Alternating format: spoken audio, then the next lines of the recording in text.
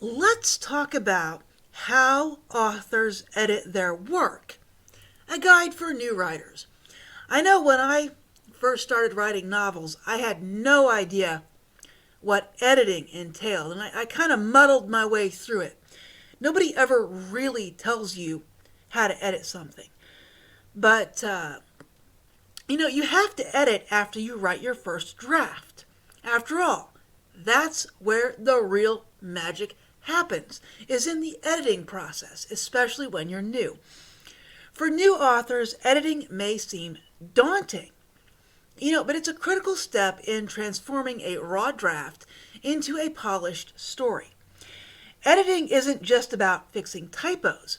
It's about refining your story, enhancing your characters, and ensuring that your story resonates with your readers.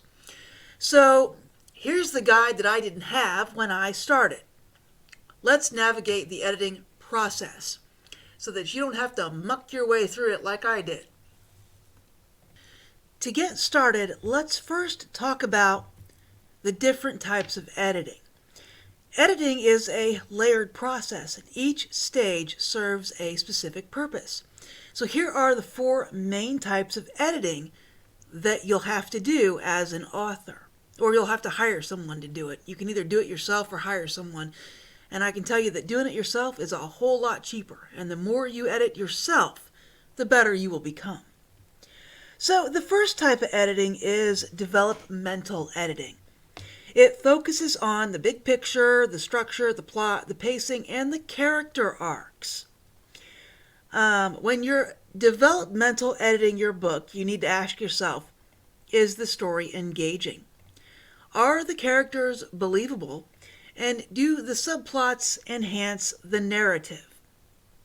Right? You got to make sure that your subplots actually further your story right along with the main plot. So while you're doing this, if a subplot feels unresolved or a character's motivation seems unclear, you need to address these big issues before you move down to the smaller stuff. The next step is line editing, and this examines the flow and style of your overall writing line by line. During this, you're looking at sentence structure, word choice, tone. So a line editor might suggest rephrasing clunky sentences or replacing weak verbs with stronger ones. I typically do my developmental edit and my line edit at the same time, and I'll show you how. We're going to go over to the Horror of the Tazumari Greed statue, which I've been editing for a while in my spare time, like I've got any. The only bad thing about this is every time the server refreshes or uploads or whatever the heck it does at night, it always takes me back to chapter 1. This really sucks, because I don't remember where I was. I think I was on chapter 5, the claw hammer. So let's see. I already did that.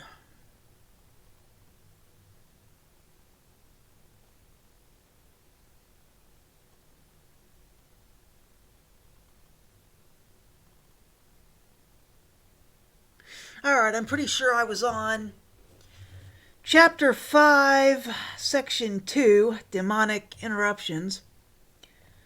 So I'm going to edit this. So I have to put this here or it won't show up. It's just a quirk of this particular software. So I'm going to go ahead and edit this for clarity and flow, and I'll fix any big issues if I see them.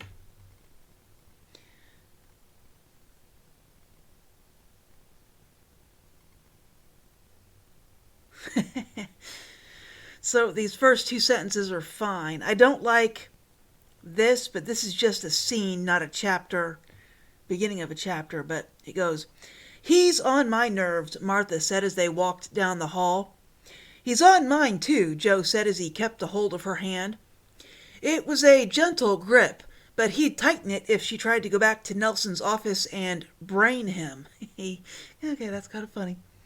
Also, I've got, Grammarly hooked up to my internet, my web browser.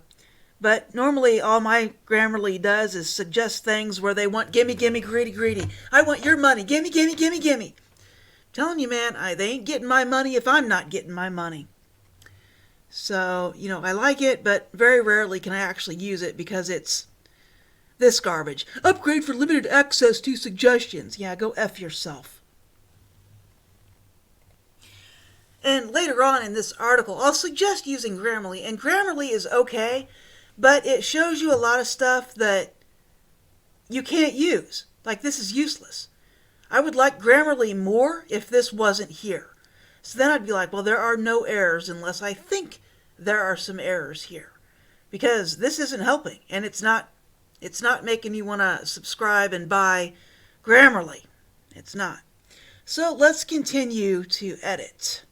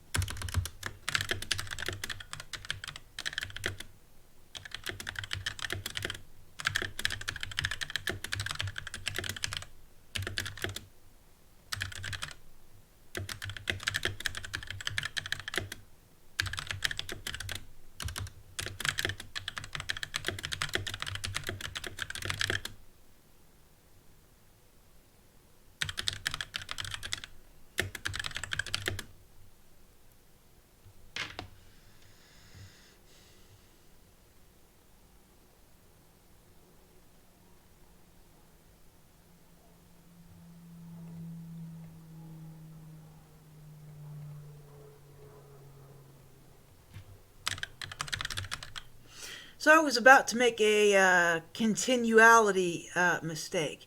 There's no back parking for this building. It's an underground parking garage. So now this is what Grammarly is good for. If it would just show me the red stuff, I would have no complaints.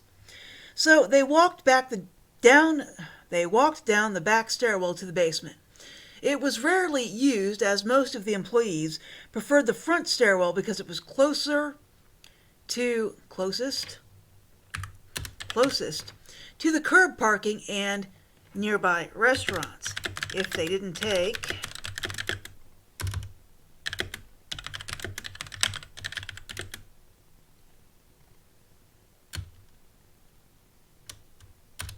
I don't like that either.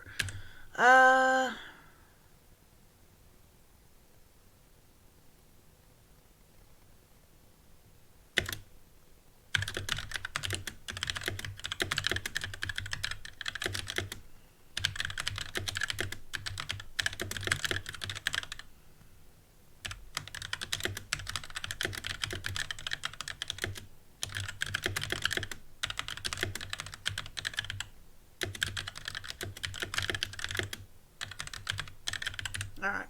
That's another thing you gotta watch when you're editing. Something might sound cool, but if the exact opposite is done early in the story, either you can't write it here or you have to go back and change the thing in the front of the story to make whatever you're doing now correct. So in this one, I just said, in fact, most of the employees and visitors who parked in the underground garage also preferred walking to the front stairwell instead of the back stairwell. So what I'm trying to say in this story is that nobody uses the back stairwell, and there's a reason that Joe took them down the hall to the back stairwell.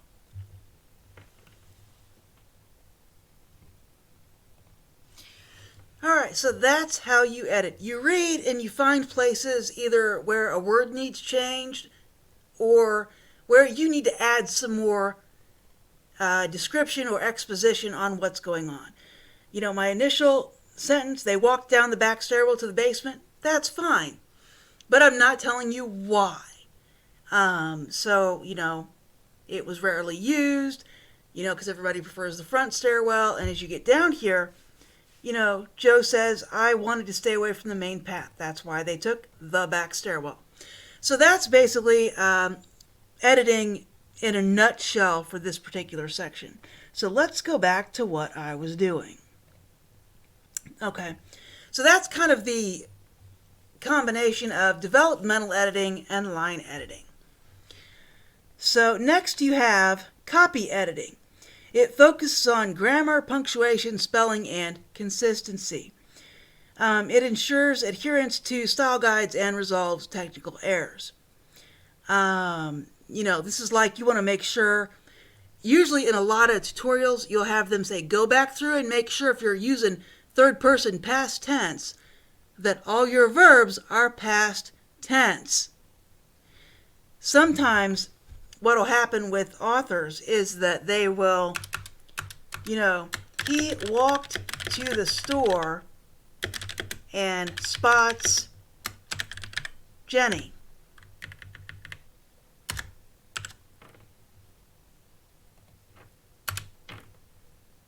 He walked is past tense. Spots is now. So this sentence you would need to fix. He walked to the store where he... Jenny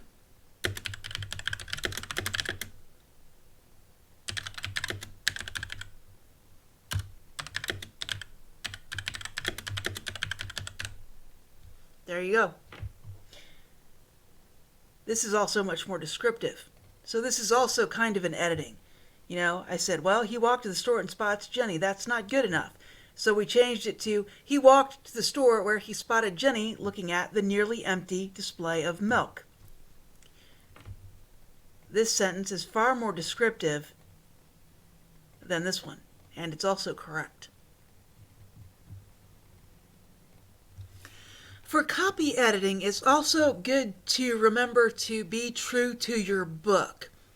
Like if one of your characters always uses bad grammar, make sure the bad grammar is consistent. And if you've got a certain punctuation style that you're using, make sure it's consistent. So some of this in copy editing is actually to make sure that you're doing throughout the book what you've always done. So if you got one character that always says, I'm gonna go to the store, make sure you don't have him saying, I'm going to go to the store. Right. Okay. So, proofreading. This is the last step to your editing.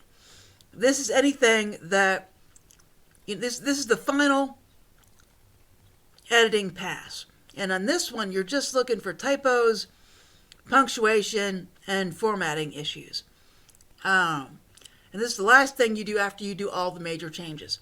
By the time you get to proofreading, you shouldn't be making a lot of big changes to your story. If you are, you may want to stop proofreading and go back and read it one more time for flow, consistency, plots, and subplots. So once you understand the types of editing, it's time to get down to edit. So step 2 is going to be the big edits. The big edits. So I've often, when I do a first draft, or at least when I used to, I might write 30 or 40,000 words on that first draft. By the time I get done with step 2, I've got 80 or 90,000 words. So I can put between 40 and 50,000 words on a book in a developmental edit. So don't worry if your first draft is only like 20 or 30,000 words. You will put on a chunk of words with your first edit. And the way to do this is to read your book like you're the reader. Step into your audience's shoes. Does the story hold your attention? Are there confusing parts or slow sections? If there are, you need to change them. Now, let me tell you, if your story doesn't hold your attention, it won't hold your readers either. So here's a little tip for you. Write the story you want to read. And to help you do this, you can use a checklist of questions. Do you think the beginning of your story is engaging? Throughout your story, do the characters grow and change? If they don't, you've got a problem. Is the conflict compelling, and does it resolve in a satisfactory way? It doesn't have to resolve in a way that you would wish, but it has to resolve in a way that is true to the story. And then you have to ask yourself if every scene serves a purpose. If you have a scene that is doing nothing, then you need to delete it. There's probably something more engaging or more exciting or something that furthers the plot that you can put in there. On to step 3, edit for style and clarity. Once your story is structurally sound, focus on improving the words that you're using. And strive to eliminate redundancies. Cut repetitive phrases and unnecessary words. And I will show you what this is. I'll go to a different story here and type something in. All right. This is Avia 1, which its previous title was That. And as I grew the story, I changed it to that. But Avia 1. Okay, here are all the edits. 2005 was the initial publish. 2011 was when I did the first draft, and 2018 is when I did the audiobook. So, I also put in a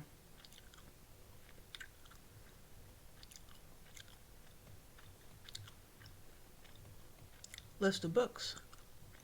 That's not in the book that I just gave my neighbor. Okay, so let's try this. Try Moment again. Only 31 times. I'm kind of impressed by that. I'm pretty sure there were over 150 instances of in a moment or a moment later, which is exactly what's here. Before I cut all those out, let's try very. 83 words, 83 instances of the word very, but it's also catching every. So let's see here. Let me add a space and see how many varies there are. 19 for a moment. All right, let's see. See if I can find one where there's still a lot where I missed one of these. So this might be one that could have used a little bit more trimming. And that is the phrase a lot. It's in here.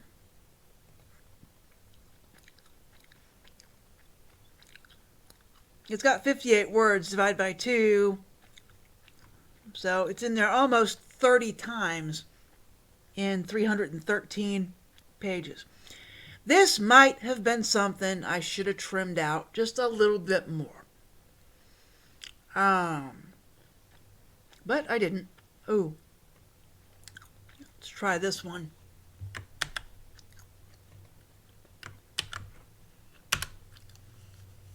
In there 15 times. So, this is what you do. When you notice a phrase that you've used a lot, you take your book and you use the find function, find all, and you find out how many instances of that are in the book. Now here's one that probably won't shock you. I'm going to show you how many times the word said shows up in this book.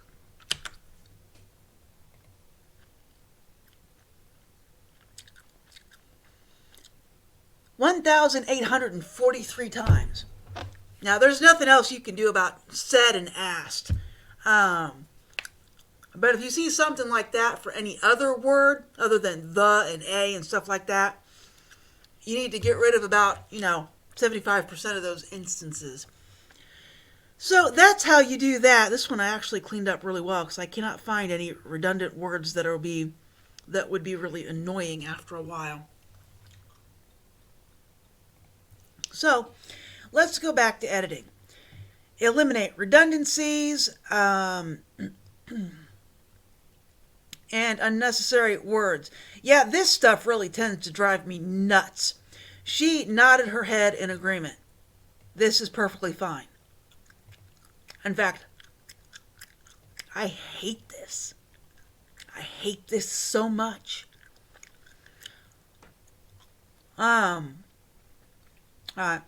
Vary your sentence length. Use a mix of short and long sentences to create rhythm and maintain reader interest. This should happen automatically. Don't force this. Because if you try and force this, it's going to look like you tried and forced it. So don't do it. Strengthen descriptions, which I did in The Horror of the Tazumari Greed Statue. You know, this didn't have any description. This is better. So strengthen your descriptions of the necessary things. If the chair is important, describe it. If the painting is important, describe it. If what your character is wearing is important, describe it.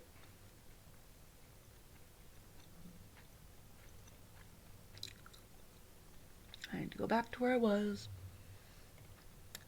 Step 4. Focus on grammar and consistency. So this is where you start to polish your work. Make sure your grammar and punctuation are correct, or that they are correct for your story. Make sure that everything is consistent.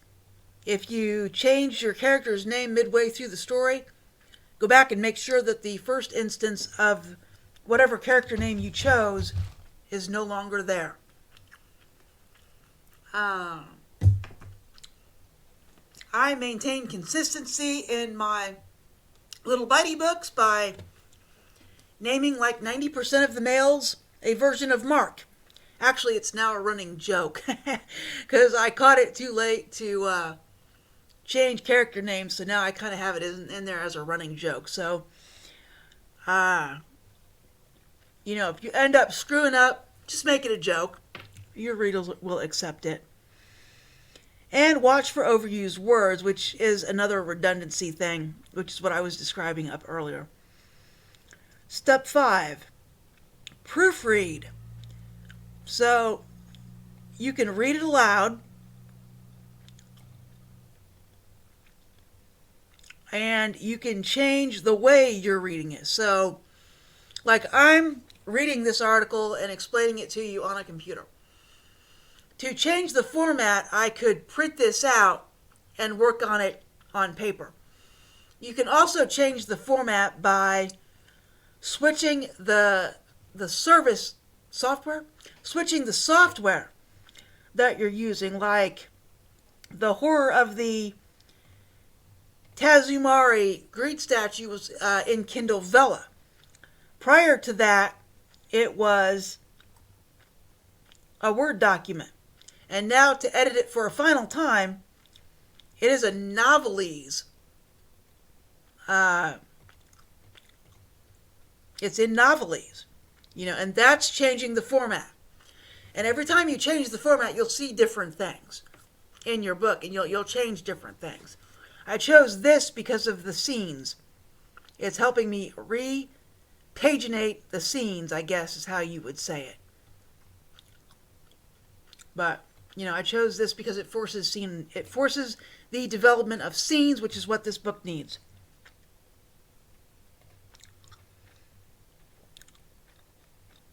Okay, and this says, use grammar checkers like Grammarly or Pro Writing Aid. I use Grammarly. I don't like Pro Writing Aid. But those are your two options. You can also try Hemingway. I think that's the other one. And then step 6, you can seek feedback. If you feel like you need feedback, try and find some beta readers. Beta readers read books.